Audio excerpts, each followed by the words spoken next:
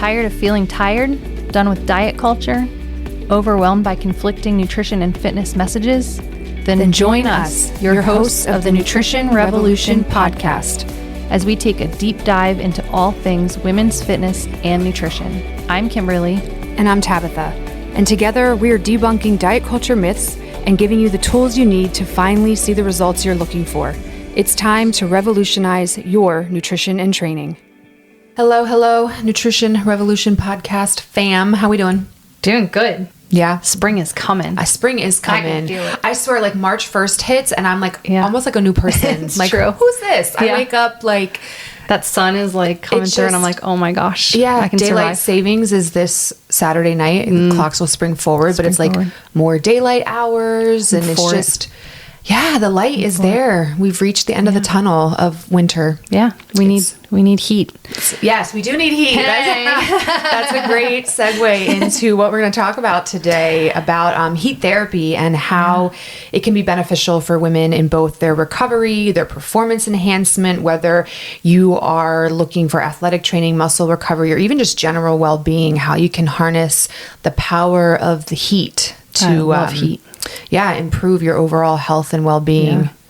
And it's not as complicated, I think, as people think, where I feel like sometimes people will be like, oh, well, I don't have a sauna, right, or I don't have access to that. And it's like, no, you can utilize like your shower, a heating pad, there's heat blankets. Yeah, exactly. Yeah. Lots of ways to get the benefit of that. My access to heat therapy hasn't been as much as it is to cold therapy. Yeah, so I'm more of a cold therapy lover. person. Yeah. As much as I love the heat, I actually feel like my body, like sitting in a hot tub and stuff, I can do it for like 15 minutes and then I'm out. I have people who are like, I could sit in a hot tub all day. Like I get very like overheated, I guess, easily. So for me, sitting in heat, I feel like I'm working out, which it does. It increases, heart rate and everything. So I feel like for me, heat has been a little bit harder to adjust to, even though we are getting a sauna. Like that's kind of on our that's exciting projected plans of things that we want for like home gym stuff is to get a sauna. But right now I go to the Y and I use the Y sauna, not as regularly as I should, but I do get in that after working out. So you do hot showers? I don't have access to a sauna right now. I have in the past, but I usually use my shower time. I'll crank up the heat and alternate between like the hot and cold there a little bit for recovery. Mm-hmm. I am very much a heat person. Okay. I love that way more than cold therapy.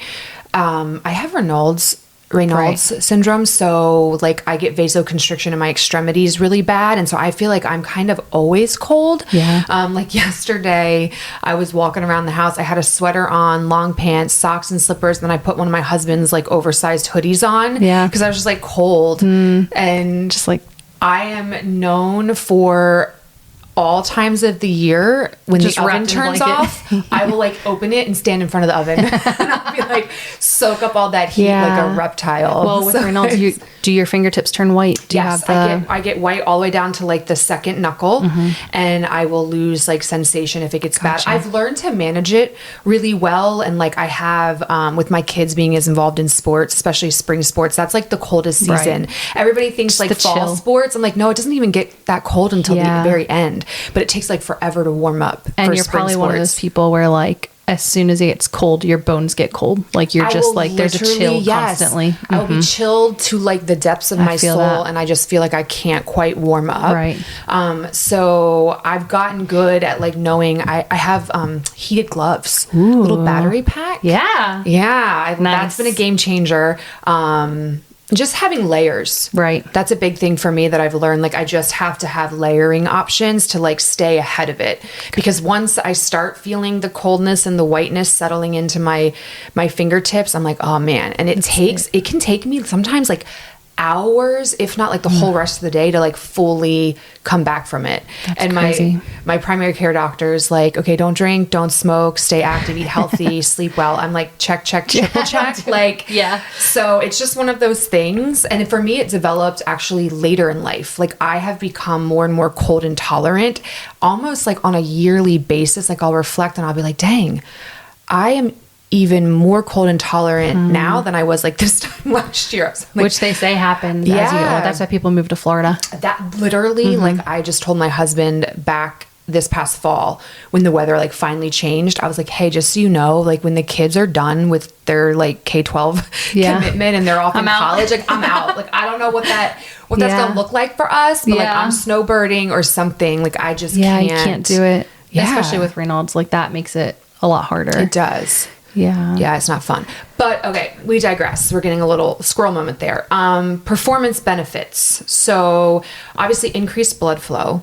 When you apply heat, you are going to vasodilate. So your blood vessels are going to open up. It's going to allow for better blood flow. It's going to warm up your muscles, improve your flexibility, which ultimately reduce your risk of injury. So, I mean, that's kind of along with that ethos of like always warm up before you start playing a sport or even your exercise, have some sort of warm up. I think that's pretty well known. That's not like groundbreaking. Not groundbreaking. Information. But also important because how many of your clients come and don't warm up? That's true. So I like the first five to even 7 minutes, depending on the intensity of the workout that I have planned, will be warming up. Like I don't care how you feel about it. That's just what we have to do. Dynamic warm ups, get those muscles loose, get the blood flow in, like even kind of get like very like mildly breathless. Yep. Getting those dynamic workouts in. We do that a lot because we're in the cold gym. So we're like, let's get as warmed up and ready as we can. It'll also help to performance benefits wise with like enhancing your endurance. So you can build up your ability to adapt to heat stress by pre-workout heat exposure. So if you are coming up, like if you're someone that's training for an event in the summer months or a destination event where it's going to be warmer, exposing yourself to regular heat therapy helps your body adapt to those warmer temperatures and climate better, faster, which can just improve your thermoregulation. So your body's ability to regulate temperature and handle the increased heat production from working muscles during activity, especially in those warm climates, just setting yourself up for success. Also, heat stimulates our neuromuscular activity, which allows for better muscle engagement and performance during the exercise. So I always like save the cold stuff for afterwards for recovery, go for heat warming up. Like I even like to warm up in layers. Yep. So, I mean, I'm just kind of cold, I feel like all the time. Right. But I will have like a hoodie on over top of my workout outfit during my whole workout and then finally shed it towards the end. When I feel like I'm sufficiently warmed up. Right. What about you? Yeah. I mean, that's, again, this time of year, we're in a cold garage. But even when I go to like the Y or something, I always have like sweatshirt and all of that on. Do you have a heat source in your garage? I mean, I have heaters. Yeah, space Crank heaters. Them off, yeah, so they're always cranked up. So there's a lot of like, let's get our bodies warmed up in front of the heater. We're standing in front of trying to get prime it warmed real up. estate space. But I actually enjoy going. Like, I'll go to the Y and use like their functional fitness room, and I'll have like my hoodie on and my pants on, and like it's hot in there. So like I'll be like sweating, and getting that sweat. I was just talking to someone the other day about like I miss sweating, and I feel like at my house in the cold garage, even with the heaters on, I don't sweat in the winter as much as I do in the summer. And sometimes I just miss that like detox sweat that I can get when I'm like at the Y in a hotter environment. So I love the sweat of it all. Yeah, so there's so many benefits to a good sweat too. People don't realize that sweating is one of the like OG detox pathways. You're detoxing your body. The body. Yeah, you don't necessarily need a detox juice or cleanse. Yeah, like just a regular good sweat session. It's funny considering how cold intolerant I am and am becoming. I actually have a very high sweat rate, so it doesn't take a lot for me to get warmed up and start sweating. And I love it. Yeah. I read some studies, when I was kind of looking at heat versus cold and, what's the best option with injuries or, there's so many different studies out there. But one of the studies was with edema, like the swelling in your legs and ankles. And for pregnant women, they used to do hot sand. They would have them bury their feet in like hot sand to reduce that edema. That's cool. I've never heard of that. There's so much with the heat for sweating and detoxing your body. And reducing swelling, inflammation. Yeah, that's cool. Yep. Okay, so recovery benefits. So performance benefits, looking to get your muscles warmed up, increase the vasodilation of your veins to allow better blood flow to your muscles and peripheral parts of your body, can help just improve your flexibility and reduce your risk of injury. On the flip side of the performance benefits, there's the recovery aspect. We know heat relaxes muscles. Right. I don't know about you, but my post-workout like go-to, I love getting in a hot shower. After I've cooled down and stretched, I love getting in the hot shower and just letting that hot water like work its magic on my body. Just like, I did it. Even in the summertime when it's like hot, I still like to add that additional heat to my muscles. And then at the end of my shower, that's when I'll go and I'll do that cold. Shock the system. Yep, shock the system. Do that like 30 seconds of cold water. It works really well for me to help relax the muscles, which just increases blood flow. Well, it hits that serotonin that is just your like still relax function versus the cold that's like dopamine, adrenaline. Right. Go from that parasympathetic to that sympathetic drive. Pain relief too. A lot of people that have sore muscles, applying a little bit of heat and then maybe some gentle massage or foam rolling will go a long way to helping reduce. That's why you can buy a lot of those soreness. Like massage guns and massage things that have like a heat activation to it also. Like I have a massage one that has heat and red light. I gotta look that up. Yeah, we have a massage gun, but not one that delivers this heat. Is like a massage you like. It's actually for like your back and it's got red and heat to it. Okay, red light. But you can put it on like your arm, like it can go wherever. Oh, I love that. Where'd you get it? I don't even know. We've had it forever. Probably Amazon. Yeah, probably Most Amazon. likely Amazon. Me going to link Amazon. to that in the show notes. Yeah, exactly. But that one's really good for like when your muscles are just, you just get like achy after. Well, you just finished your marathon. Congrats. I did. Thank you. But you know how that like muscle soreness just like doesn't go away? This is what I would use for that. I would put it right underneath of my thighs and just like sit there with it. And that heat and the, massage would just feel really, really good. But there also is that counterbathing, right? So you get in the heat, like you said, and then you get in the cold. And that counterbathing can be really good because it does have the vasorestriction and it helps with that lymphatic drainage. So it can help. A lot of people who have like lymphatic issues will go do heat and cold therapy to help release that lymphatic system and have that boost in their lymphatic system. So vibration boards, the heat and cold therapy, all of those things help with that lymphatic system. Yeah, reducing inflammation, allowing for better drainage. Yeah, I agree. The contrast therapy, like I said, that's my favorite thing to do. Post-workout, post-training of any kind, alternating between the hot and the heat and the cold. It does. It enhances circulation. It reduces inflammation. It speeds up recovery, increases lymphatic drainage. So there's a lot of benefits to the heat therapy. I think the best form of heat therapy for me, if you don't have access to a sauna where you can get that whole body heated up, I really like utilizing hot showers or really warm baths, and then like compresses. Like I have like a heating pad that I can throw in the microwave and like tie around. And then I even have ones that like plug in that you can just sit with. That sounds nice. And love a good like electric blanket. I'm like ready.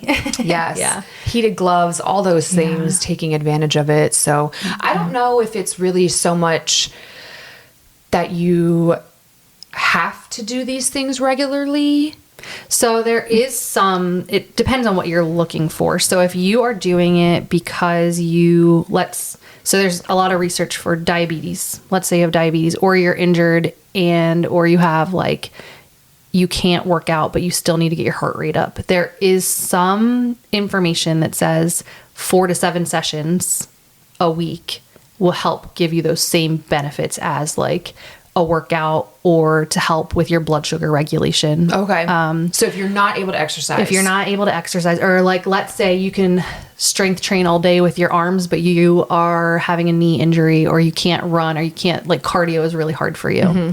Those sessions will help get that heart rate up versus just like a lifting session that you're doing. So, you know, a lot of the research is showing like 4 to 7 times a week of heat exposure. Now that could be sauna, really hot showers, standing, baths, all those things, heated blankets. It doesn't necessarily just have to always be a sauna, but there does, unlike cold plunging, there does have to be some sort of regularity to your sessions. And it's like 20 minutes, 20 minutes, 4 to 7 times a week.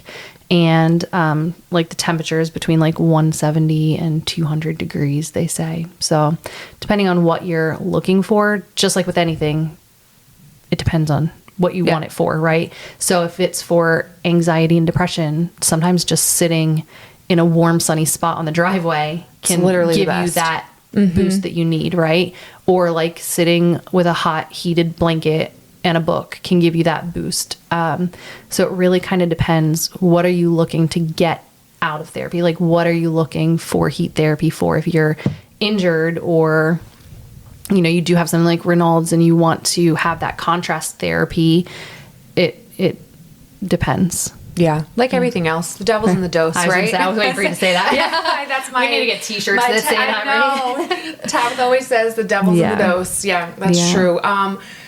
I do think there are definitely times when we need to avoid heat therapy, right? Like, so if you've just sprained your ankle, or something along those lines, like an acute injury that pops up, like in the first 48 hours, heat can actually worsen the swelling because of that vasodilation that we get. So that's when you would want to avoid heat therapy. If you have been, like, you're outside and you're working out in the heat a lot, spending a lot of time out there, and all of a sudden you notice that like you stop sweating, and you're looking like dehydrated, white, pale. I mean, there is definitely like risks of overheating.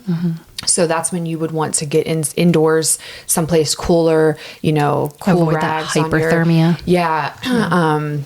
Cool rags on your forehead. And the kind of same thing with like hypothermia, right? There's the extreme where we can get overheated, and then there's heat exhaustion, and then versus like hypothermia where it's too much of the cold. Right. So too much of the heat, too much of the cold. Those are extreme cases, though. The average person, our average listener, is probably not, you know, performing long endurance events outside in the heat for that long, you know.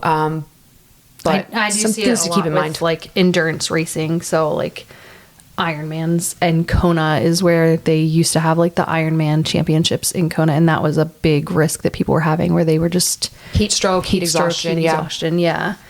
And those can turn into real medical emergencies. So very quickly, definitely like pay attention. If you start feeling like your heart is racing, you can't quite catch your breath, you stop sweating, feeling like really dizzy, lightheaded, obviously you need to get out of the heat and cool your body down. Especially when you're in the sauna. So the sauna can have that humidity aspect, right? So like any like 15% humidity, like adding some water to the rocks or whatever. I know like the why you're not allowed to do it. It's just, it is what it is. But if you have your own sauna and you have that humidity aspect, you have to be really careful about how you're feeling and paying attention to your body. And I wouldn't try to go into the sauna at 200 degrees for 30, 45 minutes the first time, right? You kind of have to work up to it and see what feels good for your body.